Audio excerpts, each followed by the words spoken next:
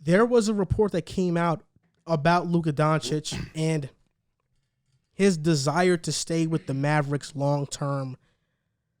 Today, he just made All-NBA first team, which means he's eligible for a $200 million rookie extension.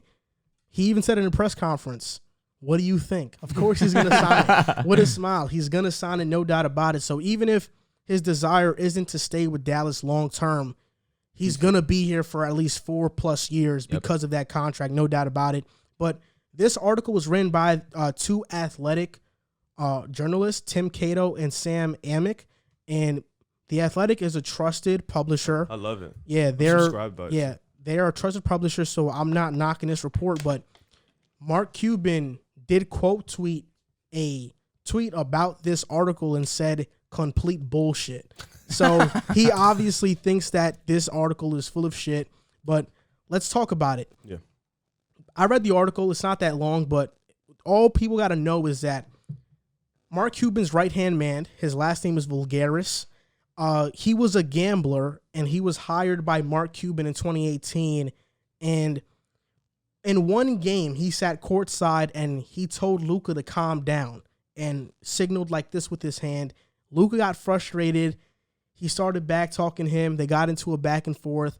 And Luka does not like this guy, but this guy is Mark Cuban's right-hand man. He's the director of quantitative research and development, which basically means he works for the analytics department. He makes decisions that he makes suggestions that influence decisions. Like the reason they got DeLon Wright and Seth Curry was because of him.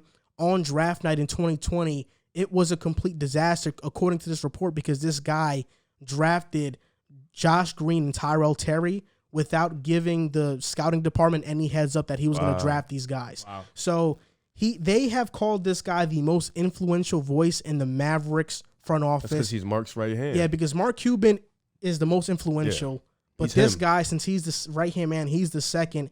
And they're just saying right now it's a power struggle between the Mavericks because of the front office. And I want to know what you guys think about this. Do you think that Luka could potentially want out one day because of what's happening, this friction? And what team do you think he could go to? I mean, I have one in mind. I think it's the Knicks. I would love it.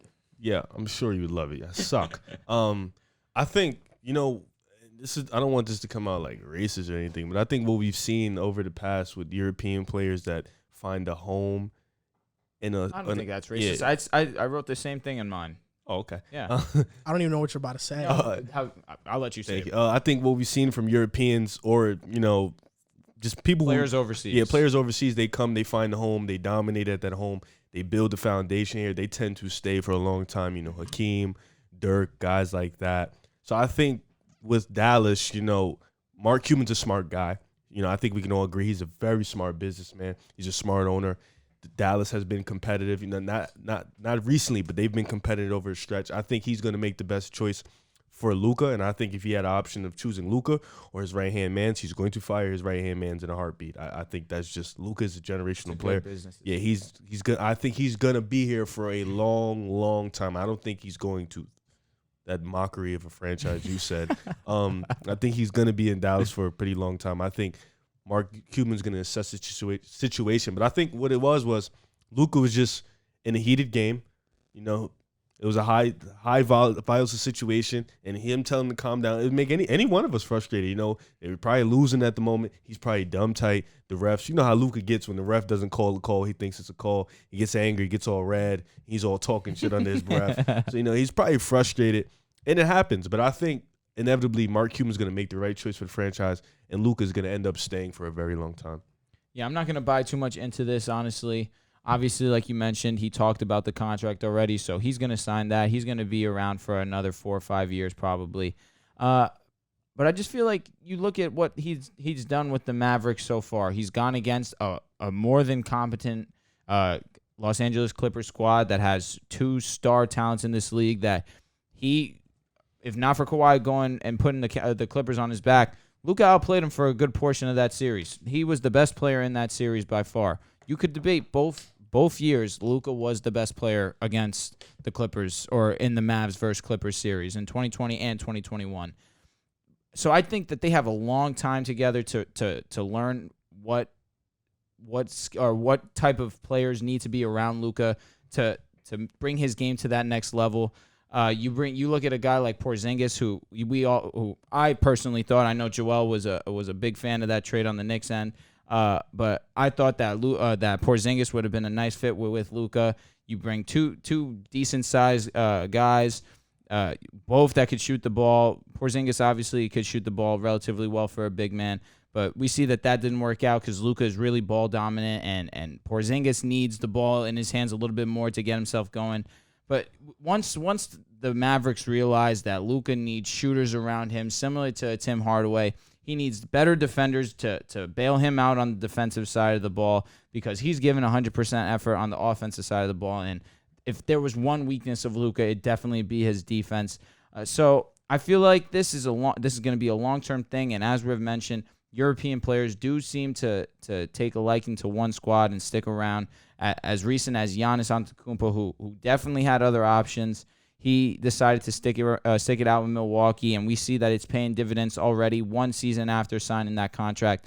So I firmly believe that Dallas is going to make the right decision. They're going to keep Luka just like they did with Dirk Nowitzki. It's basically that situation reincarnated. So I'm not going to buy too much into it. Obviously, Luka is a generational talent, and they would be making one of the worst decisions in NBA history by letting him go. I would love for Luka Doncic to go to the New York Knicks. And why? Because he would bring a championship Just to kidding, the bro. Come on. You know that before the draft, Luka was featured in this Bleacher Report video where it was him giving his prediction for his NBA career.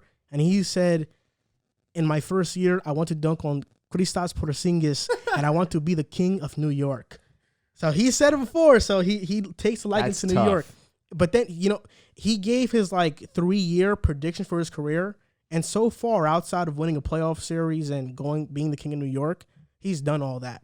He's said he's going to be all NBA, eventually be the MVP of the league. He's done all that, so major props to him.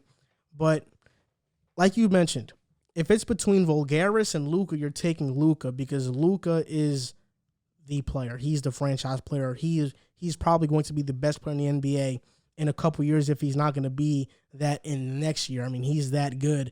And I think also this is kind of more of a testament to Mark Cuban and how he runs the organization, because there is no doubt Mark Cuban has a ton of things going on outside of the Dallas Mavericks. He's on Shark Tank, for God's sakes. Now you see him all over promoting NFTs, cryptocurrencies, and blockchains. I mean, he's all over the map with his investments and just making money, because that's what he is. He's a money maker. And because of that, he can kind of lose sight on what's happening in terms of the Mavericks front office. The Mavs have not won a playoff series since 2011, the year they won a championship. They have not won a playoff series since that time. And Rick Carlisle, because he won that championship, he's become immortalized. Kind of like Eric Spoelstra after he won with Miami. Nobody ever thought about firing him, even though Spoelstra, I think, is a better coach than Carlisle. And he won more. The thing about Carlisle, though, that year when they won the championship, his assistant coaches were really great. Terry Stotts was there. Dwayne Casey was an assistant coach on that team too. The guy from the Rockets, Silas. Steven Silas as well.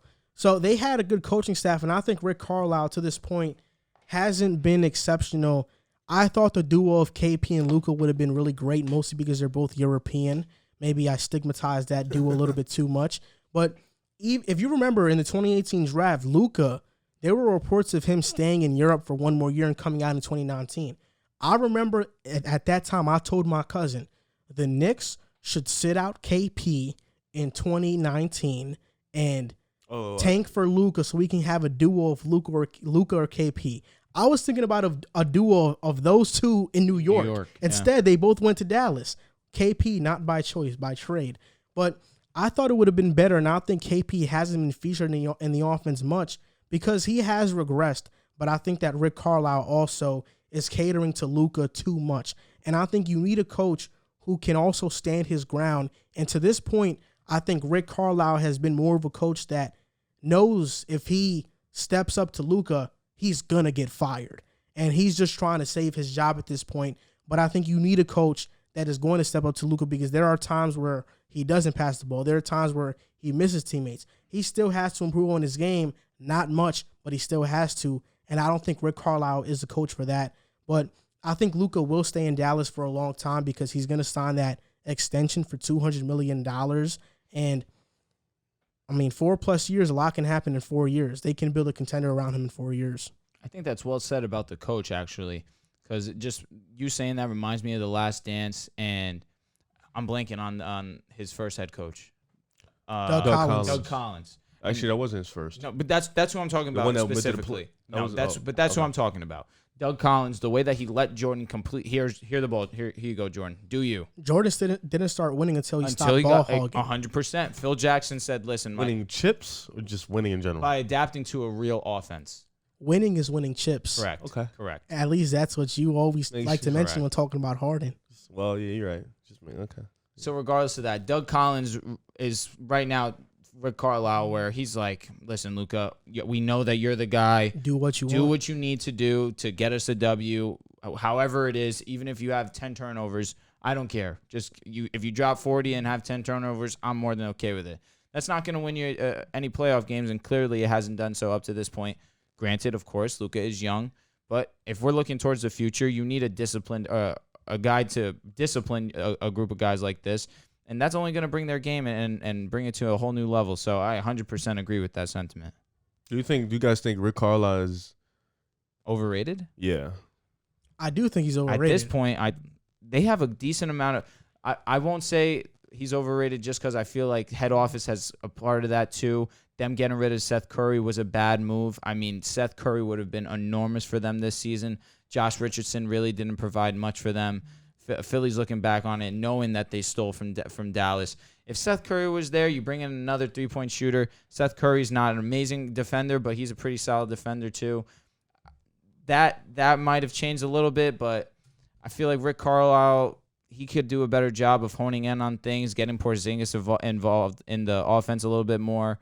I just feel like right now it's a super stagnant offense, but that being loosely because obviously Luka makes so many things happen on the court. So that guy Vulgaris, when he got Seth Curry, he also got DeLon Wright.